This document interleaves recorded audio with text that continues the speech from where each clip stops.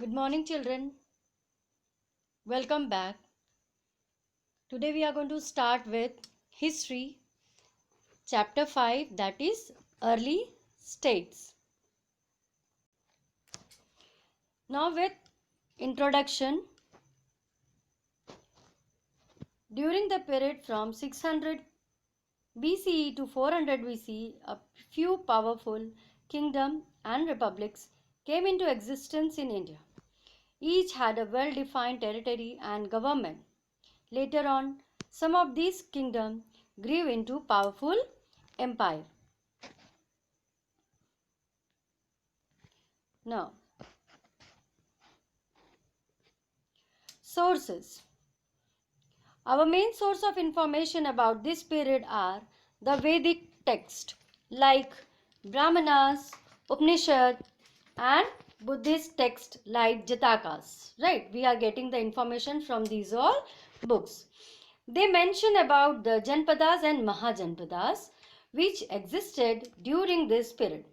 Archaeological material found at Ahichatur, Hastinapur, Kaushambi, Ujjain, Vaishali further corroborated the information provided in the literary text. Right, it is Ahichachatra, right?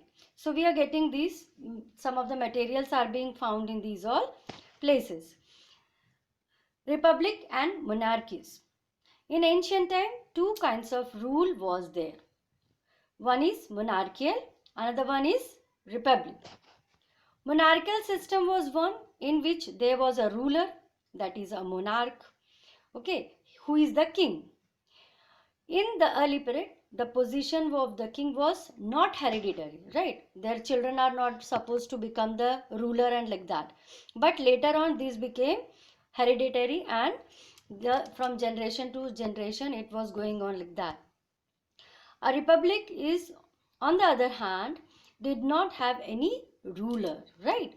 That kings were not there in republic. It was governed by a group of people. People were electing some person who is having that kind of quality, who is going to work for the people. So they are going to elect that particular person as a king. Now, Janpadas. Using their expertise in the use of iron and horses, right? Iron was being came into existence at that time. So iron and horses, Aryans extended their control over the Ganga Yamuna valley. The whole area they had controlled. They fought battle and they won. They cleared large tracts of forest. They were being cutting the forest. Gradually, different clans settled in different territories. Okay, different group of people, they settled in particular places. That is called territories. States came to be named after the clan. Whatever clan or whatever the tribes were there, according to that the name was being given. Living in each territory. These states were called Janpadas, right? They are called Janpadas, the states where the people were living, particular clan. Name was being given according to the clan in the places. When several Janas settled in a particular area and their population increased, okay, they settled and slowly the population was going on increase. The entire area was known as Janpada. The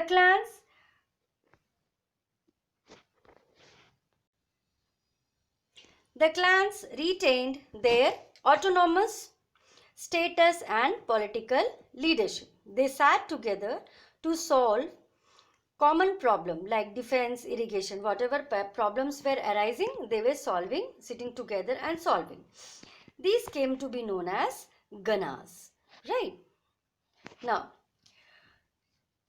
and their system of government was known as Gana Sangha. Thus, they made laws and evolved a system of republican governance. Each was named after the respective ruling clan, whichever the ruling clan was there, according to that only the name was given. The Shakyas and the Licchavi were two important republic at that time. Now, Mahajanpadas.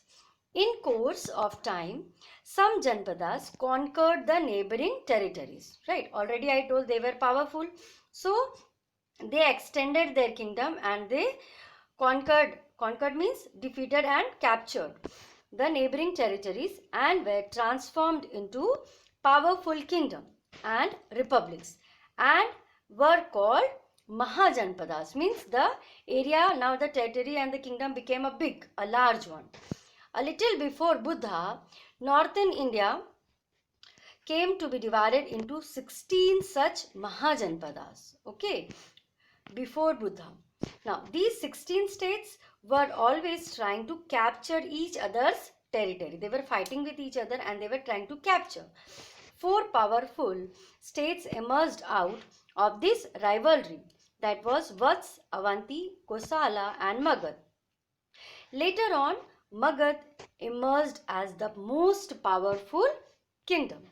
In the beginning, Magad embraced the old district of Patna, Gaya and part of Shahabad. Later, it became a mighty empire, a large and huge empire the Magad became. Rise and growth of Magad.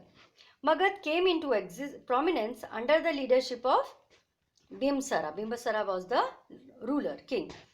His capital was Rajgriha, modern Rajgir. Now it is called as Rajgir. Then he became the king of Magad in about 545 BC.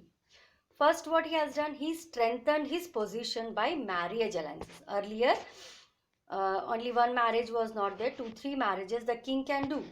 So he took 3 wives from the neighboring ruling families. One was the princess of Kosala. She brought with her as dowry. Dowry is what?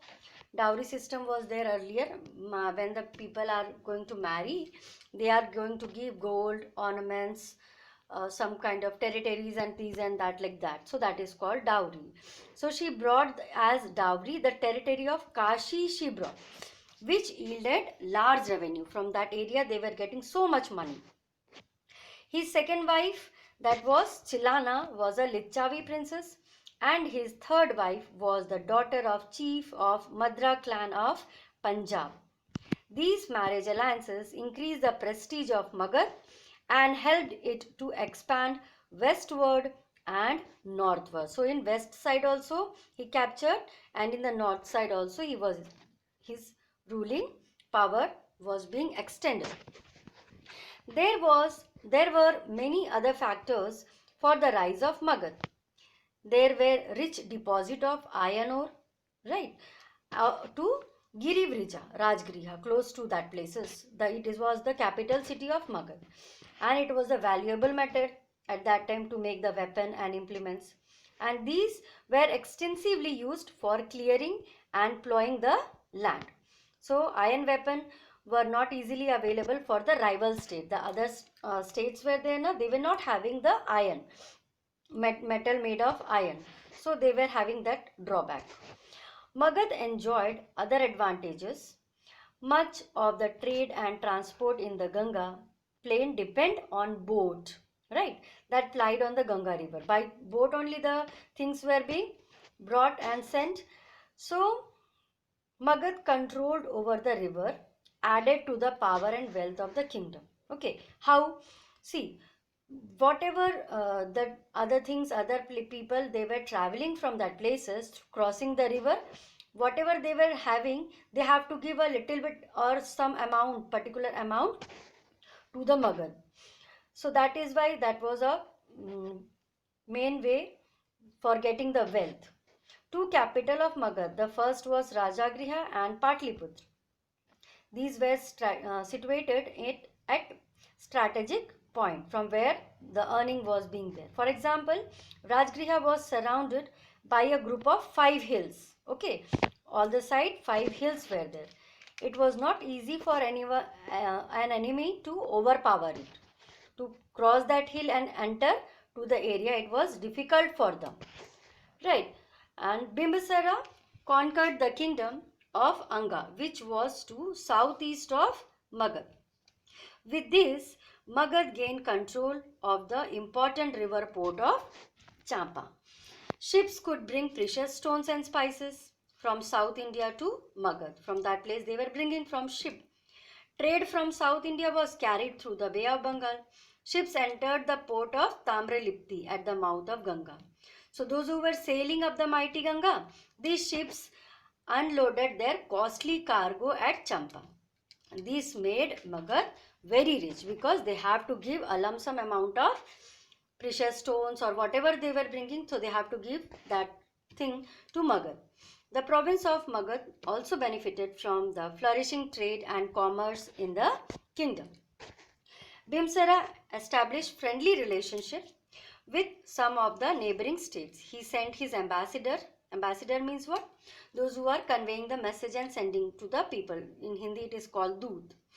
To the kingdom of Gandhara, which lay to the northwest of India. In those days, the hills of Rajgir were covered with dense forest. Rainfall was good, rich crops were harvested throughout this kingdom. So that also was a beneficial part. Now, Bimsara was a tolerant and generous ruler. He was good and he was a Buddhist.